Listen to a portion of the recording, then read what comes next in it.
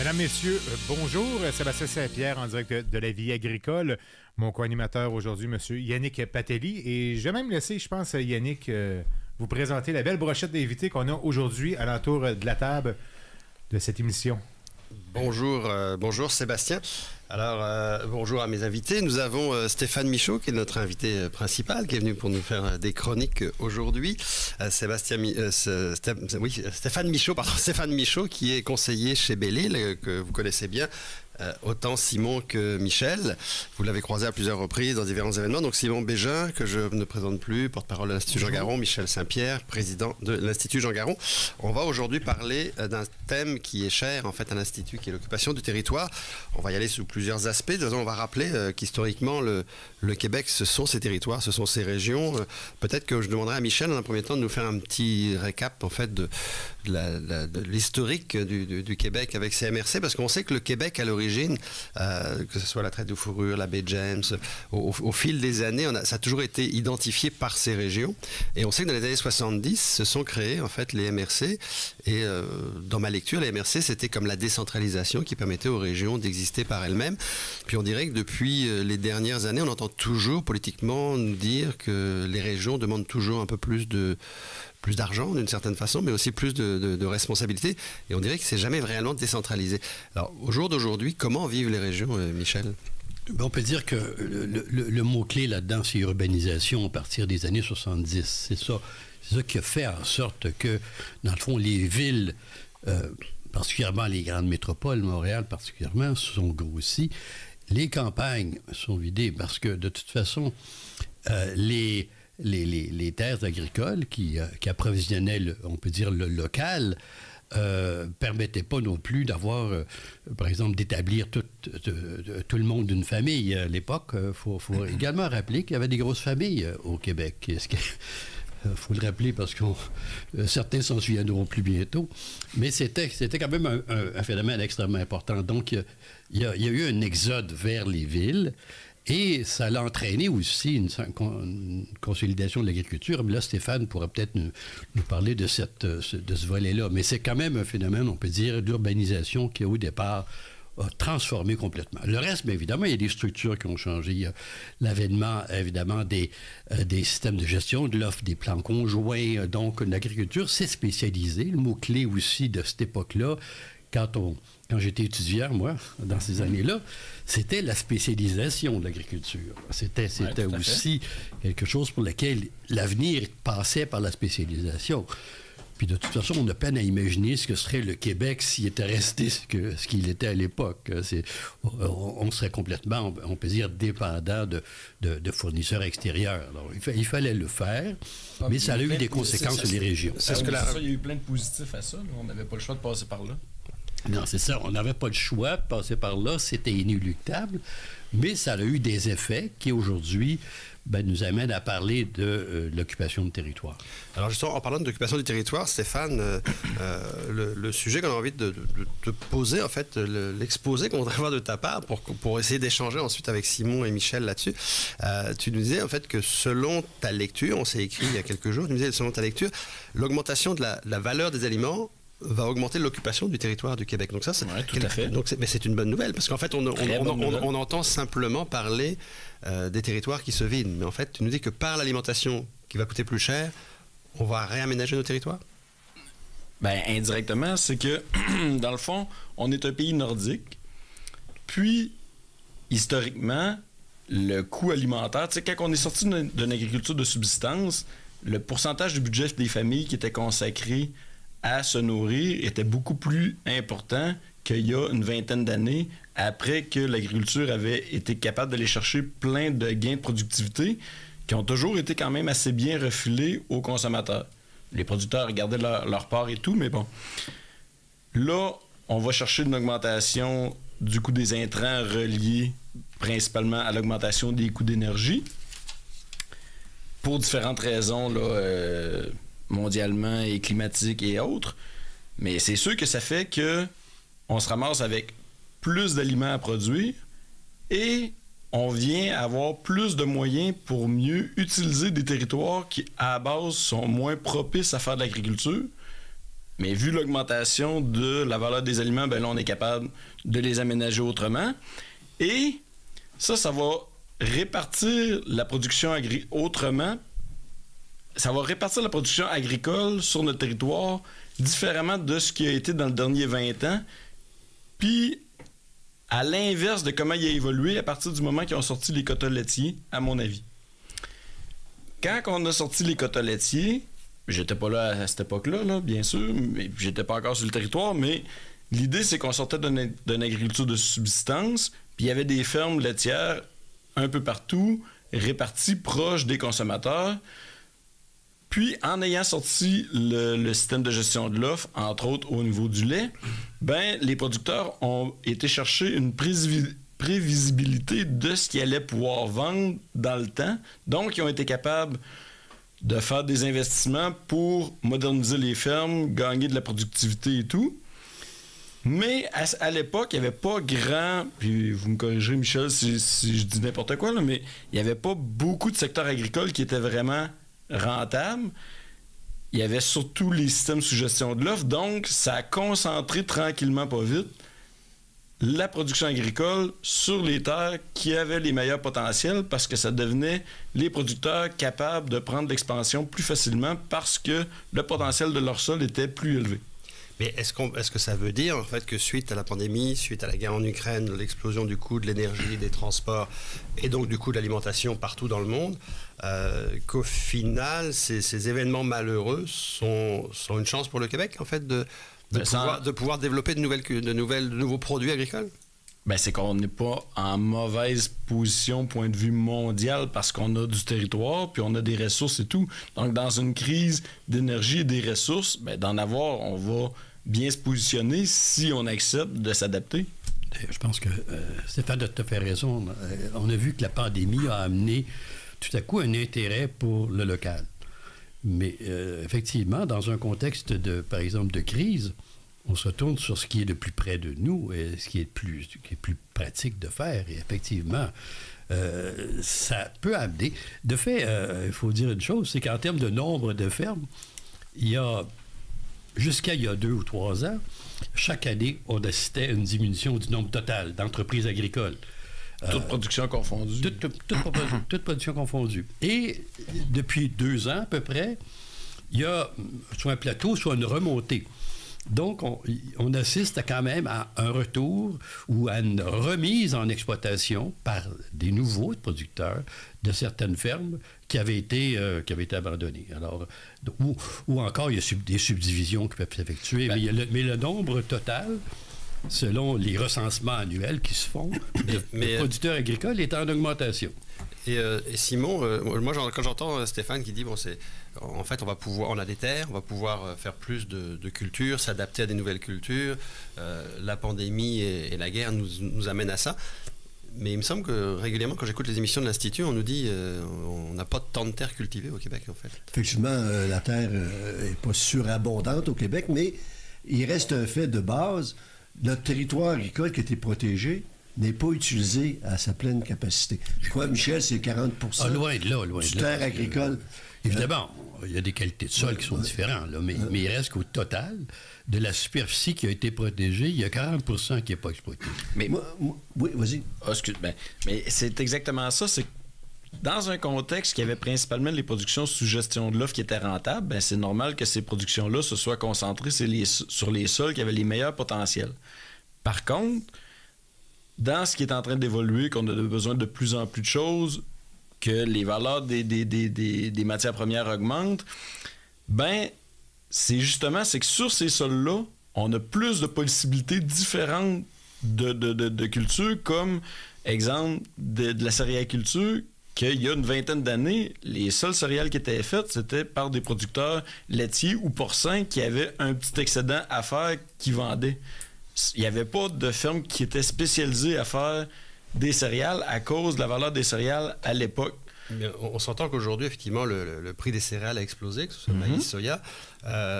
Est-ce que ça veut dire que si les céréales elles se concentrent déjà en Montérégie, autour de Saint-Hyacinthe, oui. Est-ce que ça donne réellement une chance pour qu'il y ait plus de producteurs de lait à l'est du Québec ou au Saguenay-Lac-Saint-Jean? Est-ce que ça a un rapport, en fait? Ben oui, tout à fait. Dans le fond, il y a 10 ans, là, on n'avait jamais connaissance ou on n'avait jamais de situation que des producteurs changeaient de région ou c'était anecdotique là, pour changer leur exploitation de laitière d'endroit. Là, c'est de plus en plus fréquent. Puis je vous dirais que ça arrive au moment des changements de génération. Mais ce qui arrive, c'est que sur les sols qui ont plus de potentiel, il y a plus de gens où il y a une plus grande compétition en termes de gens intéressés à vouloir utiliser ces terres-là pour différentes productions qui peuvent être laitières, qui demeurent très rentables quand même de faire de la production laitière sur ces sols-là. Par contre, il y a d'autres productions qui ont de l'intérêt à s'établir. Puis, éventuellement, ça met une pression pour déplacer la production laitière sur des sols qui existent, qu'on n'a pas tant que ça bien utilisés, parce qu'on avait plus ou moins besoin. Par contre, on les a protégés. On voit l'avantage qu'on a eu de les protéger. C'est parce qu'à un moment donné, dans le temps, on peut finir par en avoir besoin. Mais ces sols-là vont très bien permettre de produire des plantes fourragères qui vont nous permettre d'alimenter des vaches pour produire du lait. Ça, Simon, j'imagine, c'est de la musique à tes oreilles. Ça d'entendre que le lait pourra aller en région. Il me semble que c'est un discours que vous avez souvent aussi. Donc, c'est heureux on constate un effet positif de l'inflation. Alors, mais c'est en plein ça peut nous consoler un peu. Maintenant, oui, effectivement, Stéphane, il y a quand même des sols migratoires qui sont positifs depuis quelques années dans les régions, indépendamment de cette problématique, de cette dynamique économique qui va renforcer ce mouvement-là, sans doute. On constate qu'il y a un retour vers les régions. La Gaspésie a une augmentation de sa population, la plupart des régions. Je pense qu'il y a juste la Côte-Nord dans les derniers relevés qui est encore en baisse. Alors, c'est quand même intéressant. Puis si, en plus de ça, il y a une motivation économique avec une possibilité de rentabilité sur des sols qui ne l'étaient pas tant que ça avant. Maintenant moi, je pense qu'il y a des vents quand même contraires à ce mouvement-là. C'est un autre ordre d'idée, là. J'entends les discours des politiciens qui nous vantent toujours leur volonté de régionaliser, de donner plus de pouvoir aux régions. Mais quand on regarde la réalité, des fois, c'est un peu contradictoire. On n'a qu'à penser à la super centralisation du système de santé. Là, actuellement, avec l'abolition des commissions scolaires, on a vu apparaître les centres de services scolaires que le ministre de l'Éducation peut diriger. Donc, il y a une centralisation aussi au niveau du scolaire. Moi, je me souviens, dans le temps de M. Garon, en termes d'agriculture, on avait des bureaux régionaux, on avait les bureaux locaux d'agriculture. Tout ça a été centralisé. Il y a peut-être des forces économiques qui nous mènent vers une plus grande régionalisation, mais il y a des politiques qui sont peut-être pas toujours en diapason avec ça. Ben, peut-être, mais je peux pas vraiment vous contredire, là, mais ça s'éloigne un peu du sujet qu'on amenait. Oui, peut-être pour répondre à la question, pour avoir côtoyé beaucoup les politiciens pendant de nombreuses années, je peux vous dire qu'ils, foncièrement, sont généralement centralisateurs. Ça, ils le voient. Ce ne sont pas toujours, puis là, ceux qui m'écoutent m'excuseront, ce ne sont pas tous des grands administrateurs. Mais ils sont tous très centralisateurs. Ils ont tous l'impression que si on ramène tout ça, ça a amené, je dirais, de l'hyper-centralisation, comme Simon vient de le dire, et pas toujours de l'efficacité. Alors aujourd'hui, t'entends aussi des gens qui disent au contraire, il faudrait peut-être qu'on commence à délester le centre. Mais ça a été le message, on va revenir à l'agriculture tout à l'heure. Oui, on s'est éloigné un peu. Non, mais ça a été aussi le message de la plupart des partis politiques dans les dernières années, et le retour aux régions. Puis je vous disais ce matin en préparation, j'ai regardé, il y a 2017-2023, c'est 1,5 milliard qui a été consenti aux régions, 745 millions pour les MRC. En fait, il y a l'argent, c'est un peu comme dans le système de santé, de l'argent il y en a, du discours pour du pouvoir en région, il y a des discours. Mais dans les régions, on entend toujours dire qu'ils sont pas autonomes. Quand on regarde le ministère de l'Agriculture, au moins on va se rapprocher là, de notre thème. Là. Le ministère de l'Agriculture, lui, là, a complètement abandonné les régions. Le MAPAC dont je parle. Là. Bon. Quand il y a eu des coupures à faire, et ça a duré assez longtemps, on peut dire que c'est l'histoire un peu peut-être des 25-30 dernières années, ces coupures-là se sont généralement faites au détriment des régions. Ouais, effectivement, Michel, d'ailleurs, ça rejoint un peu dans ton propos. L'Institut, lors de la dernière campagne électorale, on a fait des propositions au futur ministre de l'Agriculture. Et une de ces propositions-là, c'était de développer des politiques régionales en agriculture, des politiques régionalisées. Pas du mur à mur, mais pour le lac Saint-Jean, quelque chose de particulier. Pour l'Abitibi, quelque chose de particulier. Alors, je pense que s'il y avait vraiment une approche comme ça de politique agricole plus régionalisée, en plus de l'impact économique d'une plus grande rentabilité possible, je pense que là, ça soufflerait, les vents souffleraient dans la même direction. Alors, on va aller une courte pause, Simon, là-dessus, et on va revenir parce que je veux reparler avec Stéphane, en fait, des créations de quotas et notamment de la rotation des cultures.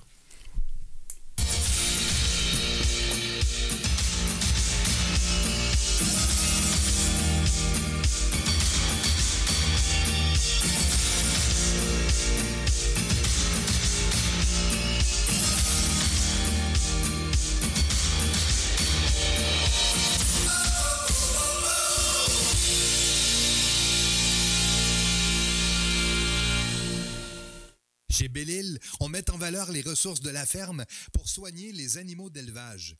On appelle cela l'autonomie alimentaire à la ferme. Nourrir l'autosuffisance. Voilà comment nos conseillers vous aident chaque jour. Belle-Île, solution nutrition. On nourrit ce que vous mangez. L'encanteur René Hood peut vous aider grandement à obtenir le juste prix, que ce soit pour un troupeau de vaches laitières et ou pour la marchandise de ferme à vendre. Le travail d'une vie vaut la peine d'être confié à une équipe de professionnels. L'encanteur René Hood et son équipe de professionnels pour obtenir le bon prix dans un encan. Visitez encanhood.com. La vie agricole, ce n'est plus seulement un journal et ses 100 000 lecteurs. Découvrez aussi nos plateformes web sur www.lvatv.ca et écoutez nos podcasts dans 13 radios FM à travers le Québec et l'Ontario francophone. Une portée de plus de 1,5 million d'auditeurs. Écoutez-nous tous les jours sur les ondes de Choc 88.7 dans Portneuf et la Mauricie, Ciel 103 à Rivière-du-Loup, CFYX 93 à Rimouski, Choc 97.5 à La Pocatière, Siki 90.3 à Montmagny, Cool 103.5 en Beauce, 96.7 Coaticook, 103.7 Actonville, 101.9 Chips et Pontiac, CJVD 100.1 à Vaudreuil-Dorion, 97.1 à Nisiping-Ouest, 98.9 à Sudbury et 104.1 à Timmins.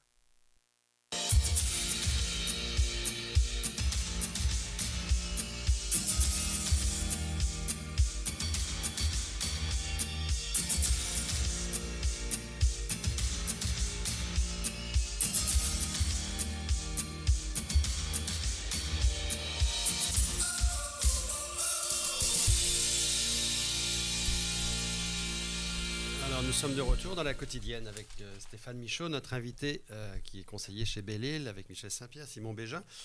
On évoquait donc l'occupation du territoire et tu nous as expliqué tout à l'heure, Stéphane, selon ta lecture, que l'augmentation de la valeur des aliments allait en fait augmenter l'occupation du territoire au Québec. Dans les bonnes nouvelles que tu nous as annoncées, c'est que possiblement on pourrait produire du lait plus facilement dans les différentes régions du Québec en raison de la situation qu'on vit actuellement et le transfert de quotas, on va dire, parce que les céréales qui vont bon train en ce moment sur les marchés mondiaux vont continuer d'exister de plus en plus dans la région de Saint-Hyacinthe, Montérégie par exemple, ce qui va déplacer la production laitière ailleurs. Alors ça, c'est dans un scénario idéal, scénario presque bisounours, je dirais. mais explique-nous par contre comment on va faire pour gérer les terres, parce qu'on sait que chez Belle-Île, votre grand souci, c'est la rotation des cultures, l'autosuffisance alimentaire, rotation des cultures. Mais on s'entend qu'il y a de plus en plus de production de grandes cultures qui vont faire du maïs, du soya, parce que c'est ce qui est le plus payant en général. On ne va pas forcément améliorer les terres de Saint-Hyacinthe. Ben, on ne va pas nécessairement les détériorer non plus. Il va falloir les gérer comme ça. Dans le fond, il y a à peu près une vingtaine d'années, les gens qui faisaient de la grande culture, c'était un léger excédent et il y avait à peu près tous des animaux en même temps. Donc, puis surtout s'il y avait des productions laitières, il y avait une production de fourrage, puis c'est ce qui venait restructurer le terrain et tout. Mais c'est de plus en plus connu comment on peut imiter l'effet d'une prairie, mais en 50 jours plutôt que 3 ans. Donc, on va se faire des systèmes qui vont venir cultiver le soleil pour augmenter la matière organique de nos sols, prendre l'azote de l'air puis le mettre dans le sol, prendre le carbone de l'air puis le mettre dans le sol. Ce que la prairie faisait pour nourrir les vaches, mais j'ai pas besoin d'avoir une prairie si j'ai pas de vaches. Donc, je vais avoir des engrais verts pour venir structurer mon terrain pour décoller la roue à faire de la céréale. Puis, chacune des entreprises va avoir à se développer un système de rotation de culture qui fonctionne pour ses contraintes à elle. Mais la bonne manière de mesurer, c'est que l'évolution dans le temps, il faut que les taux de matière organique des sols montent au lieu de baisser. Mais c'est tout à fait possible, même si j'ai pas d'animaux. Et est-ce que ça peut passer aussi par une rotation des cultures? Ça passe par une rotation de culture, c'est en plein ça. Oui, ça passe par une rotation de culture. Est-ce que ça passe par la production de blé? Est-ce que c'est réaliste de penser qu'on va produire... automatique. Je peux faire du blé, ça peut aider, mais je peux avoir une rotation de culture qui me permette de travailler mes sols intelligemment puis de monter les matières organiques de mes sols sans nécessairement automatiquement Donc, avoir fait du blé. on peut faire une rotation avec juste maïs-soya. Oui. Une rotation à 2. Mais maïs-soya, mais sauf que faut que les sols soient couverts à 100% l'hiver. C'est qu'en dessous du maïs, je peux mettre des plantes qui vont pousser en dessous du maïs, qu'après je vais récolter le maïs, j'ai l'équivalent d'une prairie. Voilà. Puis, en dessous du soya, je peux également, surtout en Montérégie, c'est qu'après le soya, j'ai 50 jours possibles avant les gelées pour venir semer des plantes qui vont produire à peu près autant de biomasse qu'une prairie. Si je fais du blé, c'est parce que ma récolte de blé, elle va être payante. Mais ça peut être intéressant. Ce que Stéphane dit, c'est oui, la rotation de culture, mais aussi des pratiques de culture qui sont différentes. Oui. Et qui vont fixer l'azote dans le sol, qui vont permettre de hausser le taux de matière organique du sol. Et c'est pas juste par une rotation maïs, blé ou autre chose. Mais non. C'est par des pratiques de couverture de sol qui vont permettre ça. Là. Donc, c'est deux choses. Là. La rotation peut amener, oui, une plus grande variété de production, mais la pratique elle-même... Non, mais je vais te le dire autrement. Dans le fond, là, la première étape d'accepter qu'il faut avoir des rotations de culture, les gens font du blé. Et là, ils ont passé de maïs-soya à maïs-soya blé. Mais c'est ce qu'on entend le plus, la rotation maïs-soya blé. Sauf que ça fait rien par rapport à quand je m'occupe vraiment de mon sol. Là. C'est un peu moins pire. Mais si les gens font que ça, à moyen terme, les niveaux de masse organique continuent de baisser pareil si j'ai pas d'élevage puis si j'ai pas de prairie. Là. Non, je pense que cette mise au point-là est importante. D'après toi, ton expérience, cette vision-là d'une prairie résumée en 50 jours, est-ce que c'est assez généraliste? Est-ce que les producteurs répondent bien à ça? Est-ce que c'est bien compris? Est-ce que ça se répand?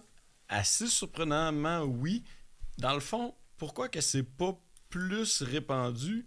C'est beaucoup l'expertise de quoi semer, quand, comment le rentrer dans une rotation.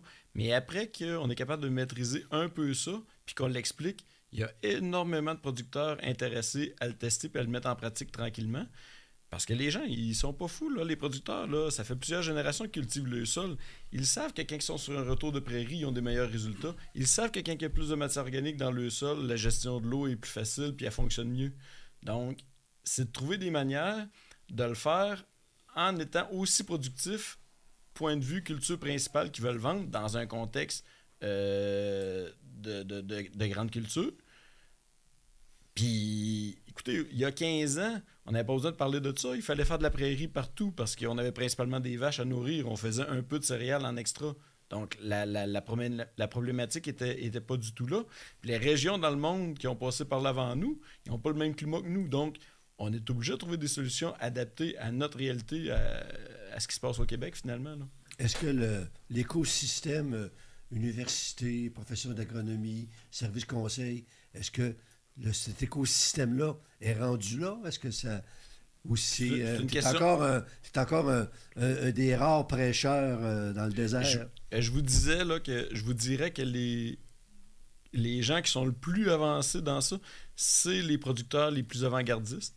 Puis moi, dans le fond, je fais juste recueillir l'information de ceux qui sont les plus avant-gardistes, puis ceux qui sont les plus expérimentés, qui aiment le plus expérimenter des choses, là, pour faire circuler l'information et tout.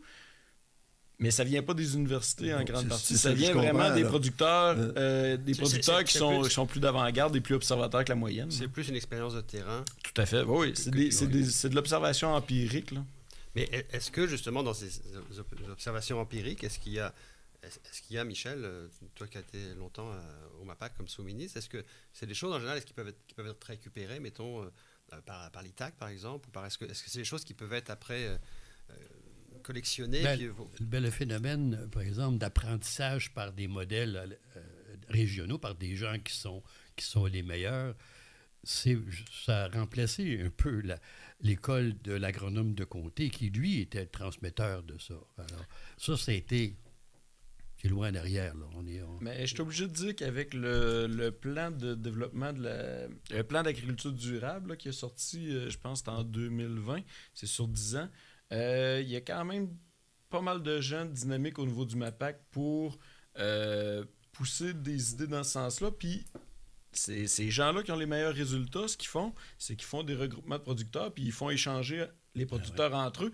Il n'y a rien de mieux qu'un producteur qui a des succès, qui l'explique à d'autres pour donner le goût aux autres de faire des tests dans ce sens-là. Puis je vous dirais que dans le dernier 5 ans, ça évolue assez rapidement dans ce sens-là. Mais on a une réalité qui évolue, puis on a des besoins qui évoluent parce que on a une hausse de la valeur des produits agricoles. Donc, si on change notre manière de produire pour profiter de cette hausse-là, il y a des gains intéressants à faire, mais on va être obligé de faire des changements sur comment on produit. Là. Mais ce que je comprends, en fait, c'est s'il y a ces échanges entre producteurs qui sont canalisés, en fait, par les gens du MAPAC, ça veut dire, de toute façon, on retrouve un peu l'esprit de ce que Michel disait, l'esprit des bureaux du MAPAC de l'époque, sans que ça soit forcément des bureaux physiques en région, mais ce que tu dis, c'est qu'il y a des consultations qui sont faites auprès des gens des gens qui mènent l'expérience. Donc, c'est quand même une bonne nouvelle en soi. Oui. C'est un peu l'école du terrain. C'est les bureaux 2.0. En fait. Quand on réunit des gens et qu'on les invite à des espèces de mini-conférences, présentations, peu importe, je crois que c'est extrêmement efficace. Puis, il y avait des gens qui, même il y a 25 ans, quand j'étais plus actif dans le domaine ou au Centre d'insémination artificielle, il y avait des gens qui étaient les premiers adeptes de ce genre de pratiques-là et pour lesquels ils valorisaient, par exemple, l'enfouissement de cultures, de production verte, par exemple, également le comptage des vers de terre par unité, volume, exactement. Alors, cas, je trouve ça, il y avait déjà des gens qui faisaient ça. Ce que tu dis, je trouve ça très, très encourageant, très similaire, parce que le message qu'on avait comme consommateur depuis plusieurs années, c'est l'appauvrissement des sols au Québec, la matière organique en chute libre, des problèmes de gestion de l'eau. C'est peut-être encore le cas dans bien des coins, mais ce que tu dis, c'est comme... Le vent est en train de tourner, mais il n'y a rien de tout. Tout n'est pas réglé. Okay. Merci beaucoup à vous tous pour cette quotidienne aujourd'hui. On retrouve Stéphane Michaud très bientôt. Merci.